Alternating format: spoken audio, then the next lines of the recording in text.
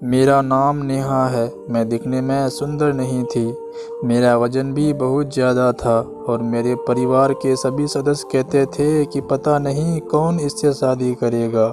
आखिर ये किसकी दुल्हन बनेगी, कोई इससे शादी करेगी भी या नहीं। इससे ज़्यादा लड़के वाले मुझे पहले ही रिजेक्ट कर चुके थे। एक दिन मैंने अपने पिता के सामने बैठ गई और मैंने अपने पिता से कहा, पिताजी, एक वेश्या और एक आम लड़की में क्या अंतर है। मेरे पिता ने कहा कि तुम ये अंतर नहीं जानती। वेश्या तैयार होकर लोगों के सामने आती है और उनके सामने अपनी सुंदरता की नुमाइश करती है और जो उसको पसंद आता है उसके कदमों में बैठ जाती है, या जो उसे पसंद करता है वो उसे खरीद कर अपने साथ ले जाता है। मैंने एक पल के लिए सोचा और फिर अपने पिता से कहा कि मेरा मुजरा भी बंद करवा दो।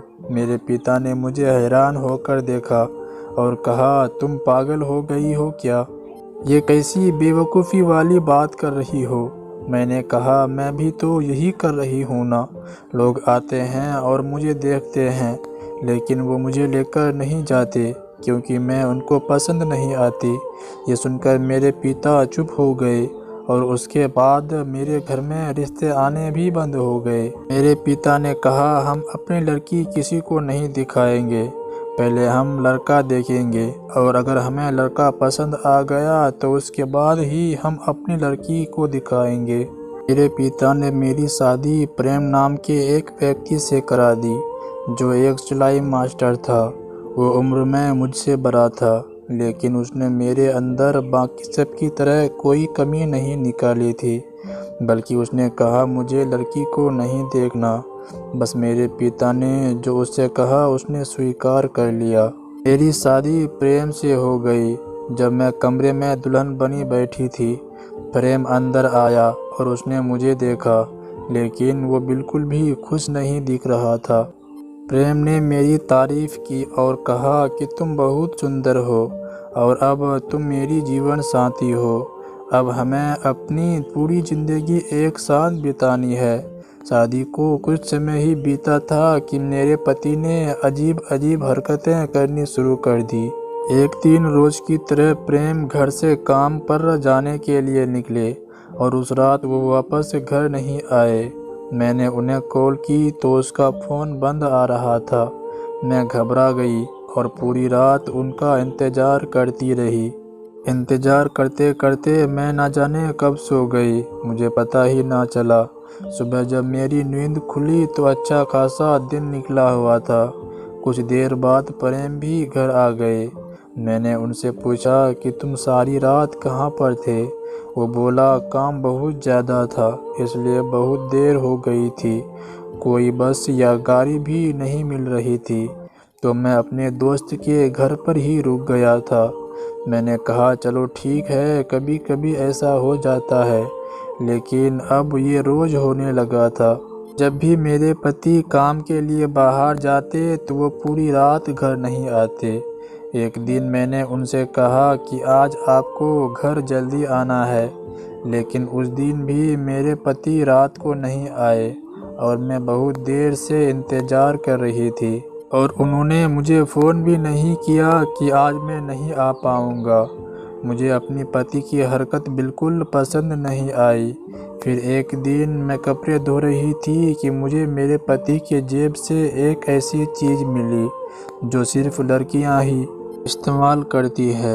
मैंने सोचा कि मेरे लिए लाए होंगे, इसलिए मैंने वापस जेब में ही रख दी और अब मैं इंतज़ार करने लगी कि वो चीज़ कब मुझे देंगे, लेकिन मेरे पति ने वो चीज़ मुझे दी ही नहीं।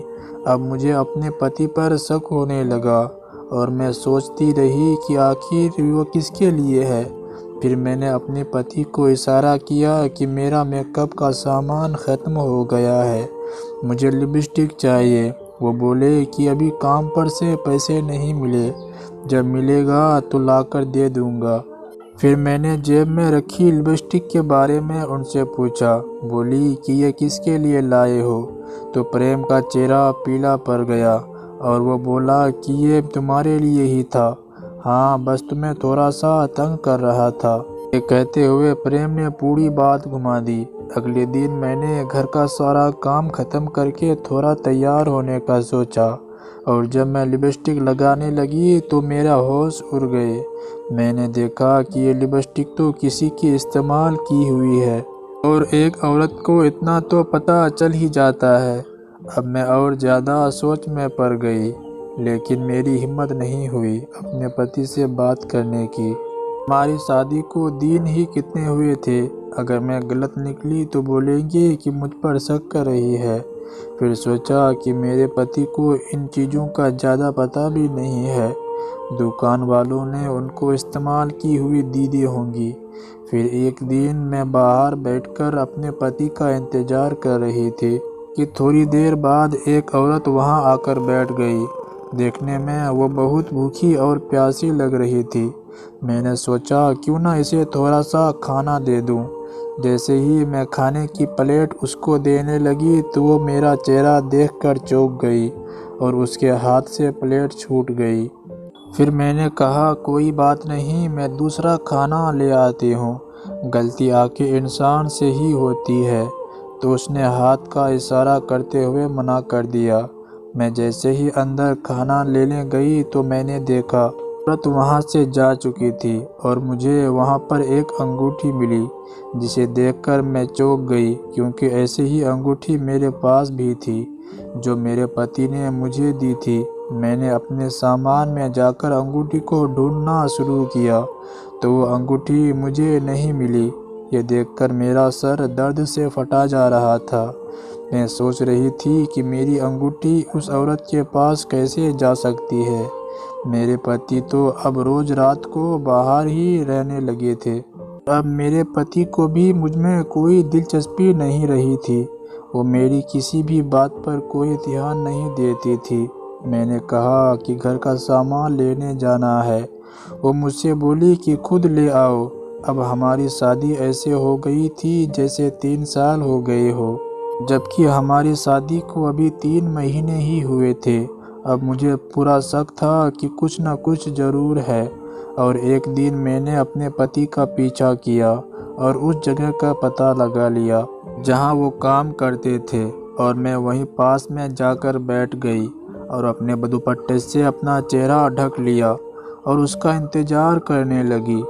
जब वो बाहर निकले तो मैं हैरान रह गई क्योंकि उनके साथ कोई दोस्त नहीं था और वो मुझसे झूठ बोलते थे कि दोस्त के साथ काम पर जाता हूँ और उसके साथ ही उसके घर चला जाता हूँ। लेकिन वहाँ पर कुछ ऐसा हुआ कि मेरे पैरों तलों से ज़मीन खिसक गई। मेरे पति सीधा मेरे पास आए। शायद उन्होंने मुझे पहचान लिया था, मगर कैसे। इतने में प्रेम ने मेरा हाथ पकड़ा और मुझे एक बंद गली में ले गए और बोले, राधिका तुम आज इतनी देर क्यों लगा दी। मैं उनकी बात हैरानी से सुन रही थी। शायद मुझे कोई और समझ रहे थे, लेकिन जो भी समझ रहे थे वो उससे रोज़ मिलती थी। और फिर वो मेरा हाथ पकड़कर न जाने किन गलियों में ले गए जहाँ पर कोई भी दिखाई नहीं दे रहा था। मेरा दिल ये सोचकर घबरा रहा था मेरा पति मुझसे हर रात झूठ बोलता है और हर रात इसके घर जाता है और उसके साथ उसका क्या रिश्ता हो सकता है जो पूरी रात उसके घर में बिताता है। इसका मतलब कोई ना कोई बात ऐसी है जो मुझसे छुपाई जा रही है और छुपाने वाली बातें कभी भी अच्छी नहीं होती है। ये सोचकर मैं रोने लगी। वो मुझसे बोलने लगा कि रोना मत, मैं तुम्हारा दर्द समझ सकता हूँ। मुझे प्रेम की बातें बिल्कुल भी समझ नहीं आ रही थी।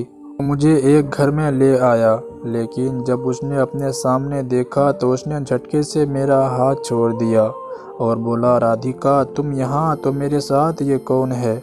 क्योंकि सामने राधिका ही खड़ी थी। जब मैंने उस घर को देखा तो बहुत ख़राब स्थिति में था। यहाँ बैठने के लिए कुछ भी नहीं था। 2 बच्चे आसपास खेल रहे थे, उनके कपड़े फटे हुए थे और ये वही औरत थी जो मेरे घर आई थी और मैंने उसे देखा। मैंने भी अपने चेहरे से दुपट्टा उतार दिया तो मेरा पति मुझे देखकर हैरान रह गया। मैंने पूछा कि ये क्या चल रहा है। क्या ये वही जगह है जहाँ तुम रात गुजारते हो? मैं कह रही थी कि मेरा पति का हाथ मुझे मारने के लिए उठ गया और फिर उसी लड़की ने मेरे पति का हाथ पकड़ लिया और कहा कि तुम उसे पूरा सच क्यों नहीं बताते। तो मेरे पति ने सर झुका लिया और वो एक तरफ चला गया।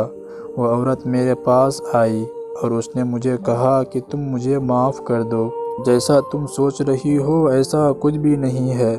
दरअसल मेरे पिताजी आपके पति के पुराने टीचर हैं और अब उनकी हालात बहुत ख़राब हो गई है। मैं एक विधवा हूँ, मेरा इस दुनिया में कोई नहीं है। ये बच्चे मेरे ही हैं, लेकिन एक औरत अकेले मर्द की देखभाल नहीं कर सकती। पिताजी बहुत बीमार है और वो पूरी रात बहुत परेशान करते हैं। उन्हें किसी न किसी चीज़ की ज़रूरत होती है। उन्हें टॉयलेट ले जाना पड़ता है तो मैं नहीं कर सकती, इसलिए तुम्हारे पति रोज़ रात को मेरे पिताजी के पास ही रहते हैं, उनकी मदद करते हैं और हमारे लिए खाने पीने की चीज़ भी लाते हैं। मैंने उस औरत को कहा कि मेरे पति की जेब में लिपस्टिक थी। उन्होंने कहा कि वो मेरी एक पुरानी लिपस्टिक थी जो मेरी बेटी ने आपके पति के जेब में डाल दी थी। जब मैंने उसे अंगूठी दिखाई तो उसने कहा कि ये तुम्हारे पति ने ही मुझे दी थी। कहा था कि तुम्हारा भी दिल करता होगा ये चीज़ पहनने की, लेकिन उस दिन जब मैं तुम्हारे घर के सामने आई तो ये वहीं गिर गई थी। तुम्हारे पति ने मुझे तुम्हारी फ़ोटो दिखाई थी, लेकिन तुम्हारे घर का मुझे पता नहीं था, इसलिए मैं तुम्हें देखकर परेशान हो गई, क्योंकि तुम्हारे पति ने कहा था कि इस राज्य को हमेशा राज ही रखना। हम बहुत मुश्किल में हैं और सबने हमारा साथ छोड़ दिया है, बस तुम्हारे पति ने हमारी मदद की। उन्होंने मुझे अपने पिता से भी मिलवाया। सच में उनकी हालात बहुत ख़राब थी। मैंने अपने पति से माफ़ी मांगी और उसके बाद मेरे पति रोज़ रात को वहाँ जाते और उनकी देखभाल करते थे। लेकिन 15 दिन बाद खबर मिली कि उनका देहांत हो गया है। मैं राधिका के घर गई। वो बहुत रो रही थी और दोनों बच्चे उसके गले से लिपटे हुए थे। उसको इस हालत में देखकर मैंने फैसला किया कि मैं राधिका को अपने घर में अपने साथ ही रखूँगी। मैंने अपने पति से बात की तो उन्होंने भी हाँ कर दी। कुछ दिन बाद मैं राधिका को अपने घर लाई और अब हम साथ में रहते हैं और कुछ दिन बाद मैं भी माँ बनने वाली हूँ, इसलिए डॉक्टर ने मुझे काम करने को मना किया है। राधिका ही घर का सारा काम करती है और अब हम साथ में खुशी से एक साथ रहते हैं। तो दोस्तों, ये थी हमारी आज की कहानी। उम्मीद है कि आपको पसंद आई होगी। आपका क्या कहना है इस कहानी के बारे में? कमेंट करके हमें ज़रूर बताएं। वीडियो को लाइक कर दीजिए और इसी तरह की कहानियाँ लगातार देखने के लिए चैनल को सब्सक्राइब करके घंटी को दबाकर ऑल पर सेट कर लीजिए, ताकि आने वाली वीडियो का नोटिफिकेशन आपके पास तुरंत पहुँचे। मैं मिलती हूँ आपसे अगली वीडियो में, तब तक के लिए धन्यवाद।